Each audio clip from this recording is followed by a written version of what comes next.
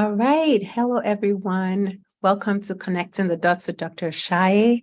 This Wednesday, we're going to be discussing weight loss. And I know many people are interested in weight loss, and many try very hard to lose weight. And sometimes they are successful, but a lot of times it seems like they regain the weight in a few months or years. So this back and forth can be very frustrating. And so today we're going to discuss how weight affects health and 4 tips for lasting weight loss.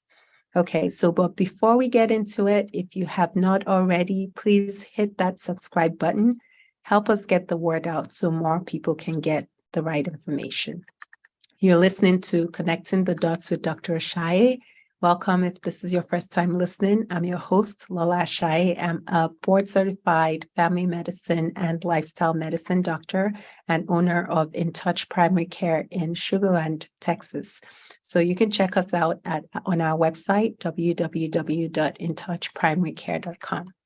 All right, let's get into it. So many of us are aware that how we categorize overweight and obesity, right? So people with a BMI of 25 and higher are considered overweight. So you check your weight and your height, and then you can plug it into a computer and find out with a BMI calculator what your BMI is. So if it's over 25, that's considered overweight. If it's over 30, that's considered obese.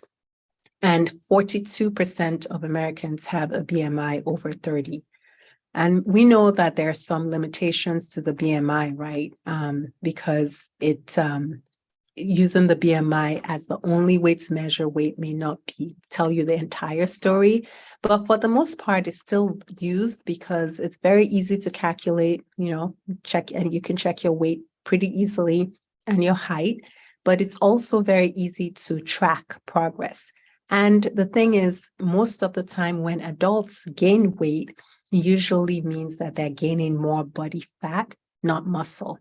So that's why the BMI can still be used as a measure. But yes, it is possible that you gain weight and you're gaining muscle, not as much fat.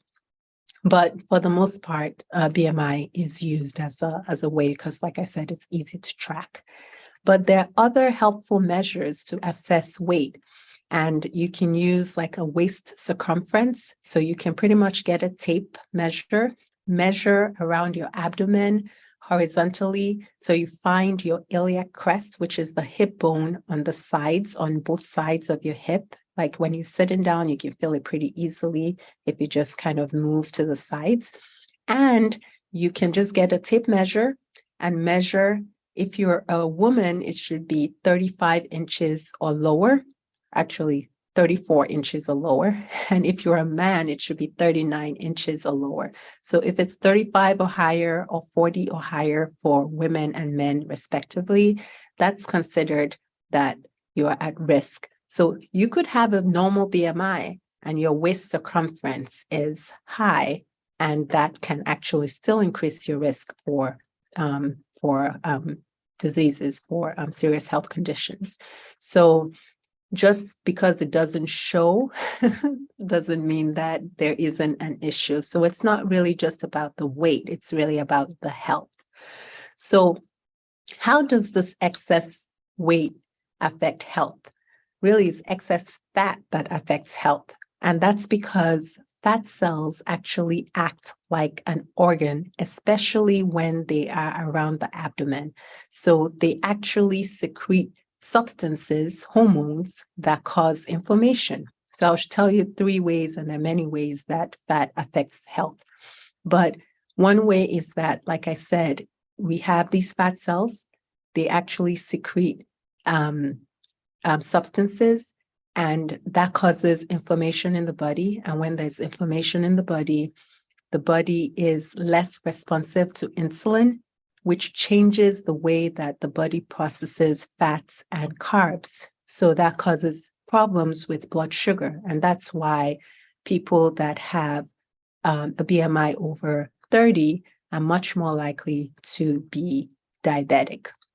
So men that are obese are 7 times more likely to be diabetic, and women that are obese are 12 times more likely to be diabetic. So it really changes, those fat cells really change the way your body processes foods.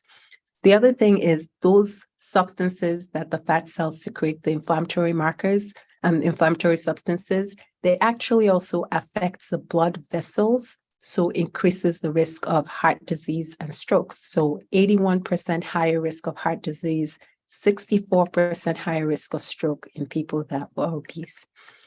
Then also, it actually even affects pain. So apart from the fact that when people are carrying excess weight, it puts a lot of strain on the joints. Those fat cells also secrete chemicals, a hormone called TNF alpha, which is associated with chronic pain. So it's not really only the fact that people are having pain from carrying excess weight, is also that there are also secreting substances that are involved in the pain pathway, which can be increasing their pain in general. So there are many things that, many ways that carrying excess fat affects health.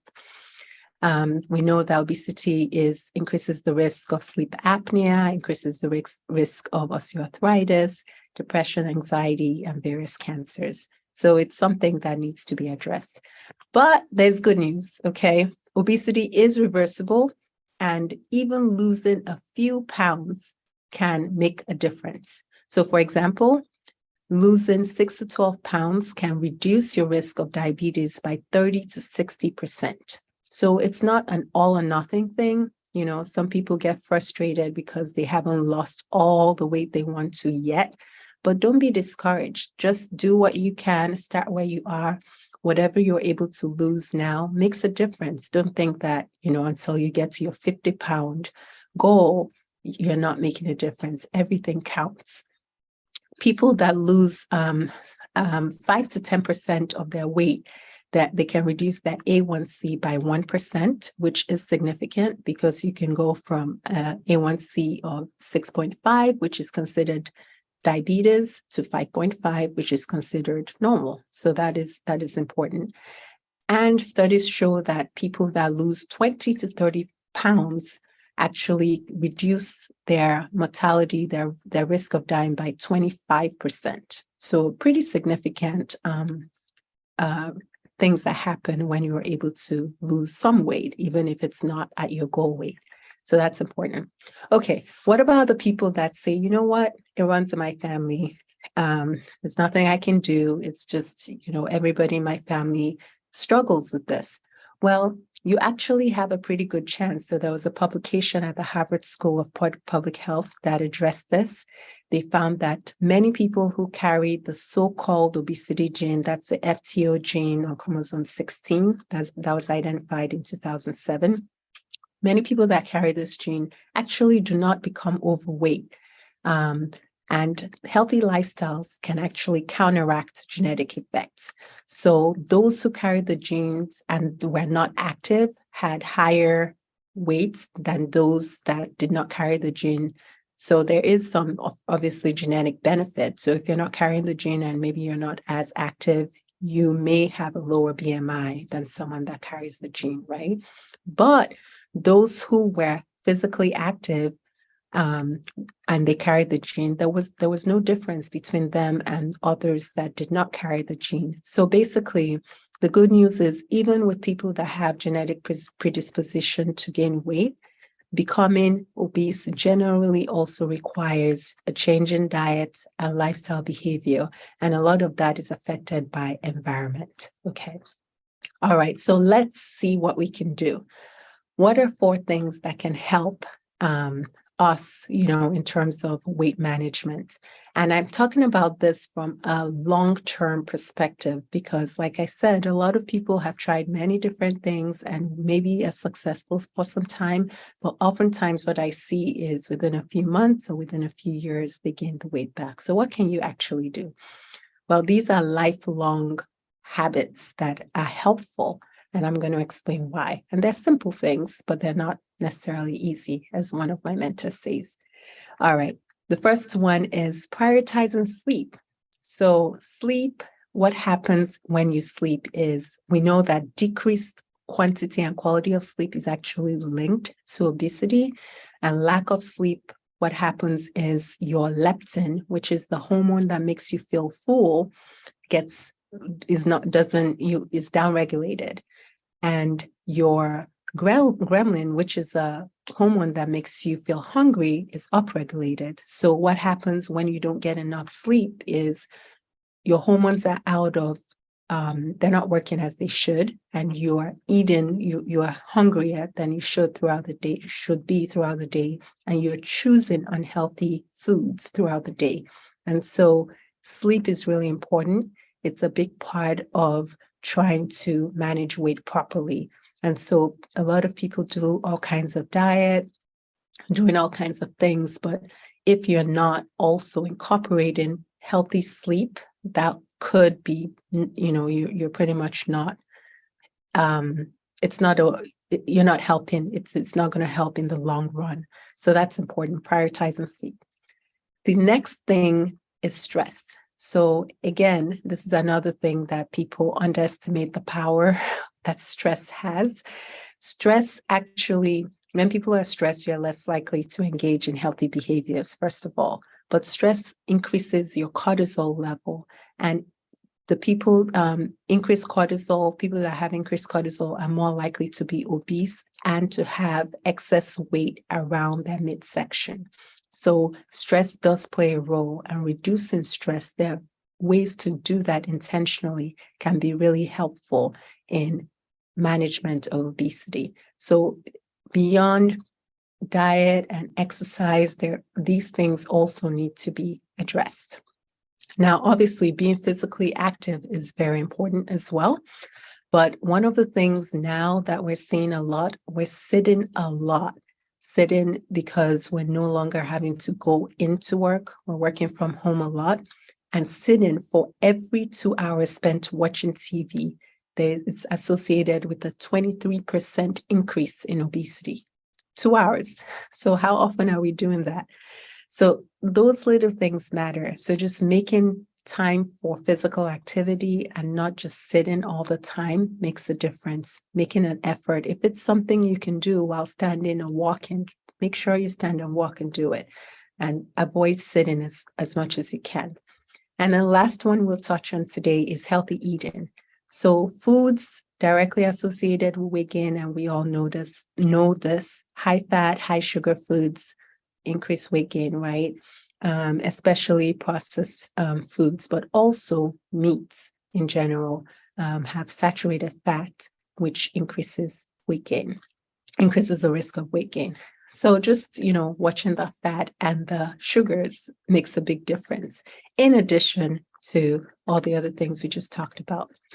All right, so there's so many benefits of losing weight, and doing it with lifestyle changes is a perfect way to do it, because apart from preventing serious health conditions, imagine you feeling better, your mood is better, you have more energy, mental clarity, and the weight stays off long term. So that is the reason to incorporate these lifestyle changes in your weight loss journey. And if you're in the Houston area and you are looking for a doctor that is proactive about your health, check us out at In Touch Primary Care. We do things differently here at In Touch. Our practice is set up so your visits are not rushed. You can reach us easily, and you do not have to delay your care. And it's membership based, so we see people with it doesn't matter what we're out of network for insurances, but we see people without insurance as well. You can find out more about our concierge-like services on our website, www.intouchprimarycare.com. Thank you for listening. Remember to subscribe and share with somebody who may need it. You never know, it may make a huge difference for them. And see you next week. Thank you for watching. Have a great day.